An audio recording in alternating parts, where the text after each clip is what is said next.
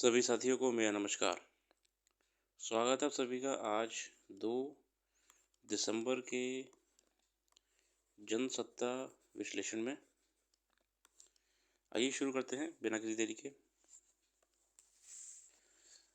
जैसे कि हम जानते हैं कि वर्तमान में चल रहा है COP28 UAE दुबई में। उसको लेकर ये प्रथम पृष्ठ में खबर है। प्रधानमंत्री ने शुक्रवार को संयुक्त अरब अमीरात में संयुक्त राष्ट्र जलवायु सम्मेलन को संबोधित करते हुए दुनिया के सामने वर्ष 28 में संयुक्त राष्ट्र जलवायु परिवर्तन सम्मेलन COP33 की मेज़बानी भारत में करने का प्रस्ताव रखा। तो 2028 का जो COP होगा, और ये हम बेसिकली कहें तो COP33, ये भारत में होने के लिए प्रस्ताव रखा गया है। प्रस्ताव है, अभी कंफर्मेशन नहीं आई है, हालांकि ये कंफर्म हो ही जाएगा।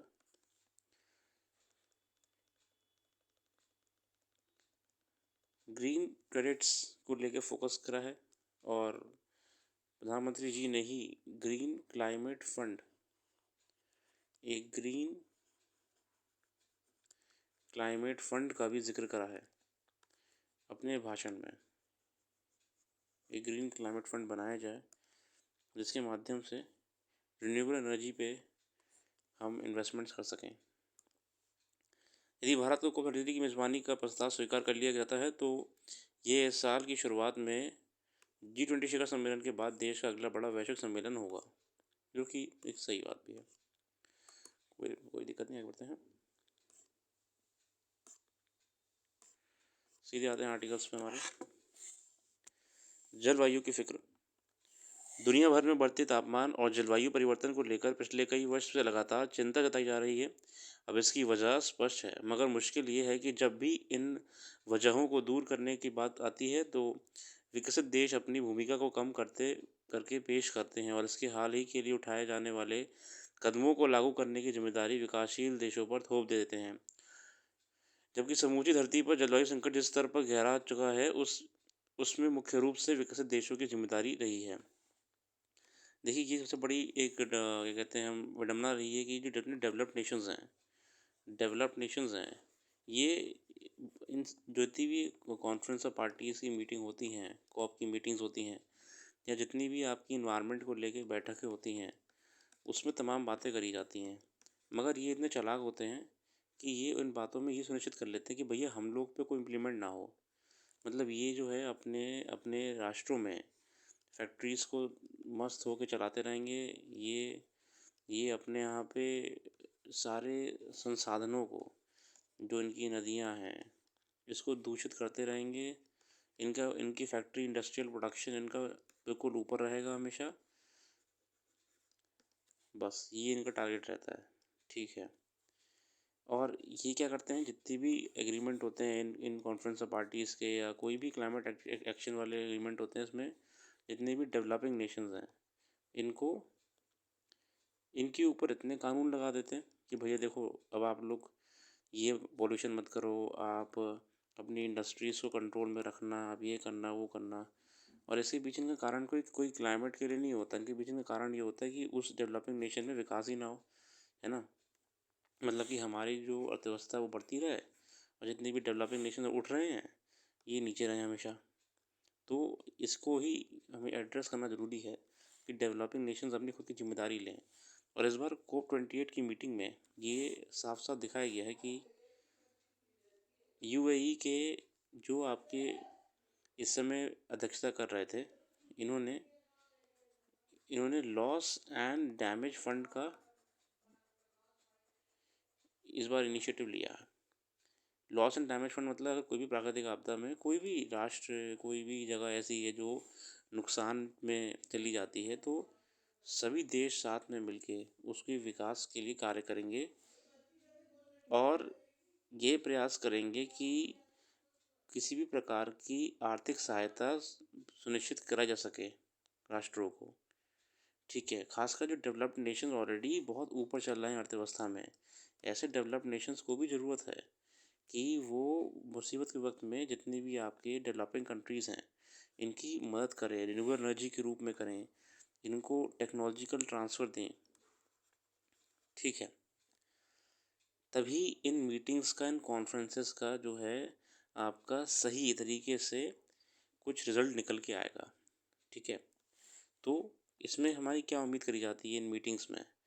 हमारी ये उम्मीद करी जाती है कि इसमें पहली बात तो जो भी शपथ पत्र इसमें दिए जाते हैं, इनका सब लोग पालन करें। चाहे वो डेवलप्ड नेशंस हो, डेवलपिंग नेशंस हो, ठीक है। यहाँ पे कोई भी प्रकार का प्रेडेटरी, मतलब ना प्रेडेटर होता है ना, शिकारी, प्रेडेटरी पॉलिसी ना हो कि डेवलपिंग नेशंस को कुछ भी करके दबाया जाए, है ना, क्लाइमेट चेंज के नाम पे, कि भैया अपनी इंडस्ट्रीज़ कम करिए, अपना आप लोग प्रोडक्शन कम करिए अपना, दुनिया भर का। यहाँ पे ये प्रयास करा जाए कि सब लोग मिलके, अगर कोई नियम है, कोई चीज़ लागू करनी है, तो वो डेवलप नेशन पे भी लागू हो और डेवलपिंग नेशन पे भी लागू हो। डेवलप नेशन साथ मिलके काम करेंगे। डेवलप नेशन अपनी अकाउंटेबिलिटी भी माने कि कार्बन एमिशन में और आपका ग्लोबल क्लाइमेट चेंज कंट्रीब्यूशन में इनका भी हाथ रहा है, और जो इन नेशंस ने प्रोडक्शन कर कर के पूरा एनवायरनमेंट का सत्यानाश कर दिया है, आज उसी वजह से ये मीटिंग्स हो पा रही हैं। तो इनकी भी जिम्मेदारी बराबर बनती है कि ये उस पर कार्य करें।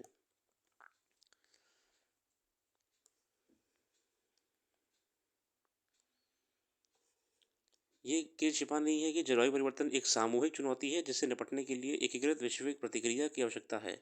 जहाँ तक भारत का बस सवाल है, नवीकरणीय ऊर्जा, ऊर्जा दक्षता और संरक्षण, वनीकरण जैसे कई क्षेत्रों में भारत की उपलब्धियाँ इसकी प्रतिबद्धता का सबूत हैं। ये सब दरअसल जलवायु संकट या बढ़ते तापमान की समस्या को दूर करने के लिए कार्बन उत्सर्जन को कम करने के लक्ष्य से उठाए गए कदम हैं। भारत के अलावा भी विकासशील देशों ने अपनी सीमा में इस मामले पर योगदान दिया है ताकि इस वैश्विक चिंता से निपटने की मदद मिल सके। हालांकि ये समझना मुश्किल है कि बढ़ते तापमान को एक सबसे बड़ा संकट के रूप में पेश करने वाले विकसित देश अपने यहाँ कार्बन उत्सर्जन को नियंत्रित करने या कम करने को लेकर ईमानदार पहल क्यों नहीं कर पाते हैं।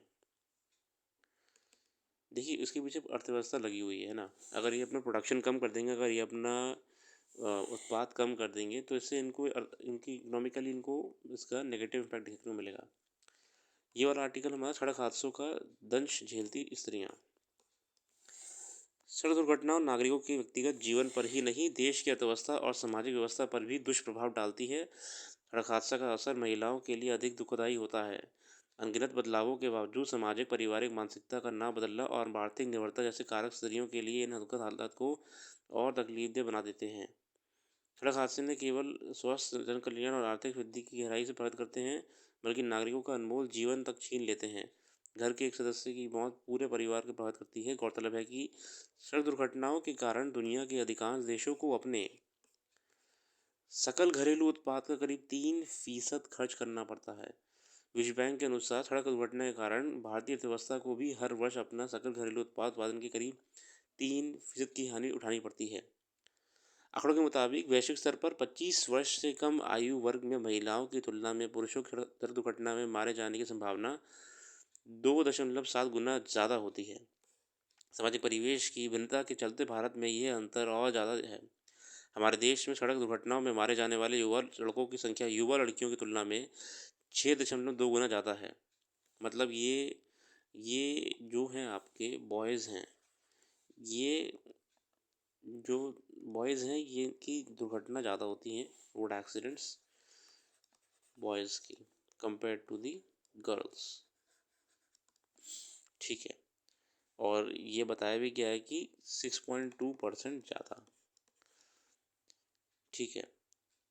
भारत जैसे विकासशील देशों में महिलाओं की तुलना में पुरुष ज़्यादा यात्राएं करते हैं।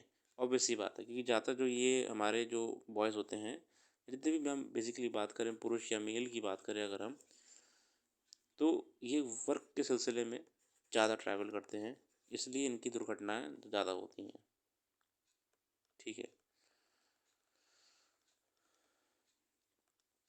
आगे आते हैं।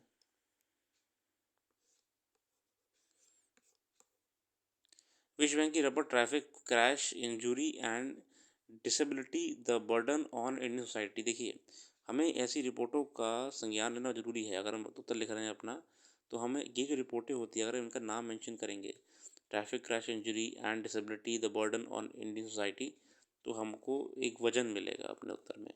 अगर हमने ऐसी रिपोर्ट का ज़िक्र करा तो हमारे उत्तर में वजन मिलेगा। ये रिपोर्ट कहती है कि सड़क दुर्घटना के बाद 50% महिलाएं पारिवारिक आमदनी घटने से बुरी तरह प्रभावित होती हैं। इसमें घरेलू जिम्मेदारियों के साथ ही कामकाजी जीवन का अतिरिक्त भार भी समाहित है। यही कारण है कि संयुक्त राष्ट्र महासभा ने 2030 सड़क यातायात दुर्घटनाओं से होने वाली मौतों पर अपंगता की वैश्विक संख्या का आधा करने के महत्वाकांक्षी लक्ष्य रखा है। ये संयुक्त राष्ट्र की महासभा ने 2030 तक का टारगेट रखा हुआ है कि हर संभव प्रयास से रोड एक्सीडेंट्स को कम करा जाए। केंद्रीय सड़क परिवहन राजमार्ग मंत्रालय की ताज़ा रिपोर्ट के अनुसार वर्ष 2022 में कुल 4,61,312 सड़क दुर्घटनाएं दर्ज की गई हैं। ये डेटा ये आपके लिए बहुत ज़रूरी है। 4,61,000, ठीक है।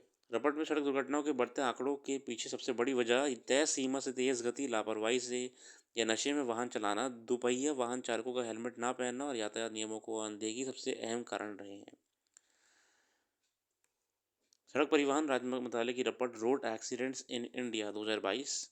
देखिए ये सारी रिपोर्ट जो हैं आपकी, ये रोड एक्सीडेंट्स इन इंडिया 2022 ऐसी रिपोर्ट जो हैं हमारे लिए बहुत ज़्यादा ज़रूरी हैं, क्योंकि ऐसी रिपोर्ट के माध्यम से ही हम अपने उत्तर में और एक एज ला सकते हैं, क्योंकि हमारे पास ऑथेंटिक डेटा होता है। सड़क दुर्घटनाओं में हुई मौतों में 18 से 45 वर्ष के बीच आयु वर्ग के लोग 66% हैं। यानी सड़क दुर्घटना में सबसे ज़्यादा युवा शिकार हुए हैं। ऐसे में घर को पूरे सदस्य के साथ हुए सड़क दुर्घटना से अपने अब उपजे हालात में वित्तीय ज़रूरतों को पूरा करने का संघर्ष शारीरिक, मानसिक ही नहीं मनोवैज्ञानिक भी होता है। तो देखिए, अगर हम देखें हमारे पे की पॉइंट्स क्या निकल के आ रहे हैं सड़क दुर्घटनाओं से लेकर, पहली बात तो हमको जान मान की हानि हो रही है, ह्यूमन लॉस हो रहा है। दूसरा, हमको इकोनॉमिकल लॉस हो रहा है जीडीपी के रूप में। तीसरा, हमको इकोनॉमिकल लॉस हो रहा है घर परिवार के रूप में, ठीक है।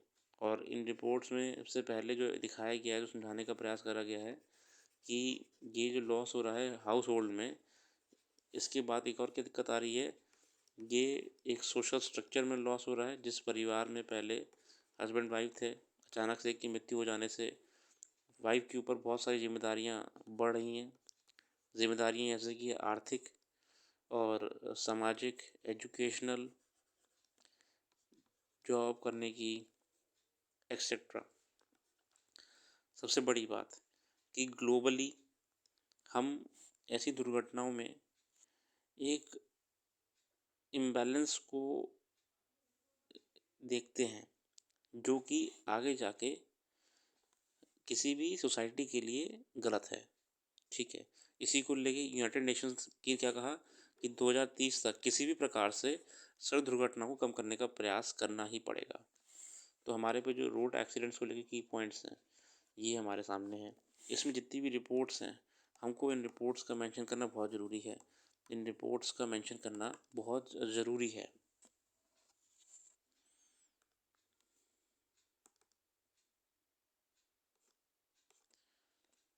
इसे छोड़ दीजिए, कुछ खास नहीं है। ये आपके असल में तमिलनाडु के गवर्नर और आपके सीएम साहब के बीच में जो टकराव चल रही है, इसको लेकर सुप्रीम कोर्ट बराबर टिप्पणी दे रहा है अपनी। आप इसमें तो ध्यान रखिएगा बस कि आप ज़रा पॉलिटी में पढ़िए कि गवर्नर की क्या पावर होती है, गवर्नर क्या होते हैं, सीएम की पावर क्या होती है, काउंसिल ऑफ मिनिस्टर कौन होते हैं, ठीक है। इसके अलावा आप इन पॉलिटिकल न्यूज़ में नहीं जाना है हमको, ठीक है। आगे आते हैं खेल जगत की खबरों में कि अभी इस समय जो राष्ट्रीय मुक्केबाजी फाइनल हो रहा है, उसमें हमारे 3 खिलाड़ी आगे पहुंच गए हैं, ठीक है। ये हमारे अनुभवी शिव थापा और संजीत और पंघाल, ठीक है। ये अभी आगे पहुंचे हैं, ठीक है। 6 बार एशिया चैंपियनशिप के पदक जीतने वाले थापा ने अपने अनुभव का फ़ायदा उठाते हुए महाराष्ट्र के हरिवंश तिवारी को 5-0 से शिकस्त दी है। देखिए, जो राष्ट्रीय मुक्केबाजी है, ये अभी इवेंट चल रहे हैं, रिजल्ट आएगा तभी तभी जो है हमारे सामने जो करंट अफेयर्स आएगी, ये हमारे ज़रूरी होगी। फिर भी हमको अपडेट रहने के लिए जाना ज़रूरी है कि अभी राष्ट्रीय मुक्केबाजी चैंपियनशिप चल रही है, ठीक है।